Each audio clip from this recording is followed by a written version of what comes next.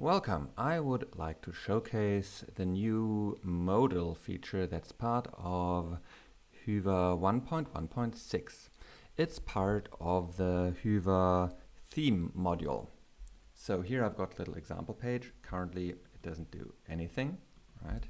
And here's the code. I've got a little bit of layout XML, just setting the title here and a single block.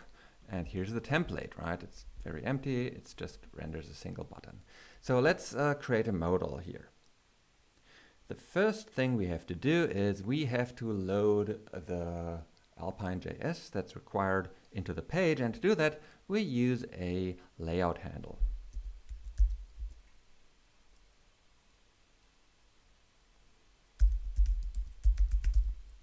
And that's it, right? So now that's all we need to do in here. I'll close the layout XML file and we can continue here.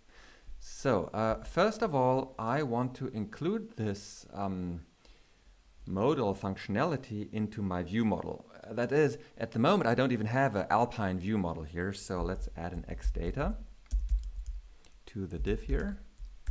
And the modal functionality can be retrieved from Hyvä modal. Now Hyvä modal is only defined if this update handle has been included on the page. Okay, if you already have an Alpine view model and you just want to add the modal functionality into your view model, you can do that using object destructuring. So for example, let's assume I have some kind of counter property in my view model here. If I now wanted to add the modal function to this, I could use this here to include it into my view model object. But of course, if you don't need any additional logic, then you can just use Hyvä modal on its own. Okay, now this doesn't do anything so far, right? It just declares the Alpine view model. Now let's create the view model itself and the PHP view model, that is, and declare some content to show in a modal dialog. All right, so I'll create the view model.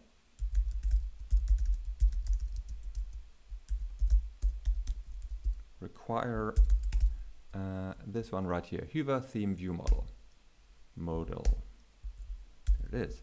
And I also want to add a type hint so I can get auto-completion in PHP Storm or whatever IDE you use, because that's actually pretty handy, as you will see. All right. Now, let's say I want to render some content here as a dialog. So I'll open a short echo tag, get the view model, and call create modal. And there are different ways we can specify the modal content. I'll take the easiest route right now for this demo, and that is I want to specify the content inline as a string. So I'll say with content, and let's say h1 demo. All right. And that works, it gets rendered, but if I reload, nothing will happen yet, right? Because our button we haven't told it to open the modal. So let's go ahead and add a click handler. And the function that's included from the Hyvä modal functionality is called show. So now if I reload, oh, there we go, little demo. Cool. So, what else? Yeah, this is not a typical modal content. Usually there's a bit more text and there are buttons that close the modal or do something. So let's go ahead and make it a little more complex, a little more realistic. So with this inline functionality, what I like to do is actually I like to use a here doc. So let's do this.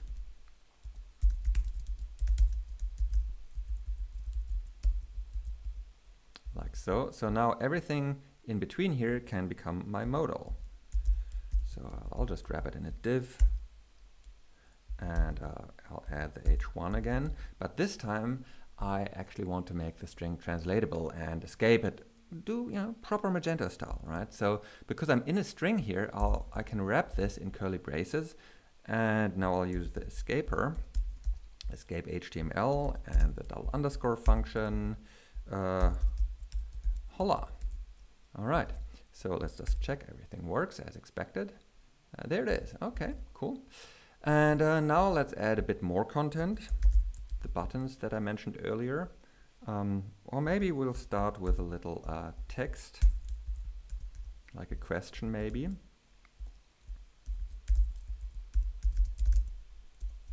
Oops. Do you like dialogues? So, do you like dialogues? Let's see. Let's add a button. Okay, first of all, I'll end this div here, and now I'll add a button. No.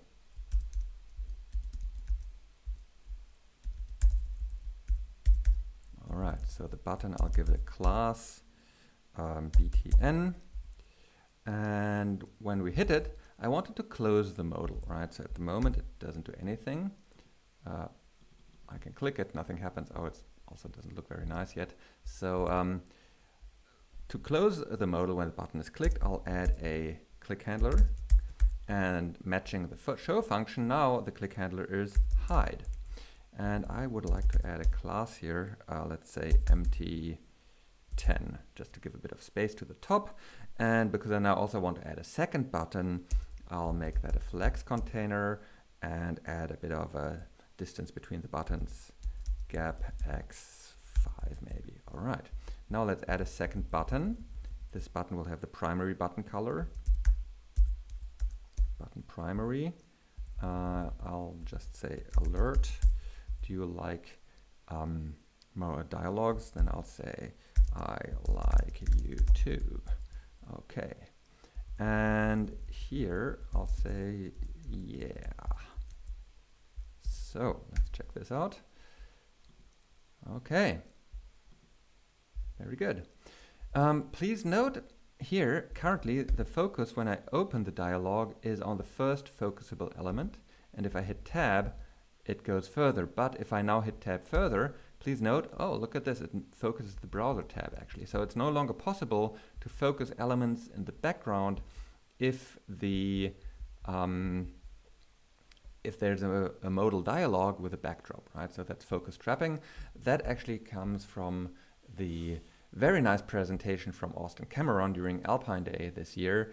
I took a lot of his ideas and code and built it into this because he did an awesome job explaining everything there. So that was great. Right, if I want to show not focus the first button here, but maybe the second one by default or some other element, what can I do there? Well, what I could do is I can add a special class. That's another idea of Cameron's here.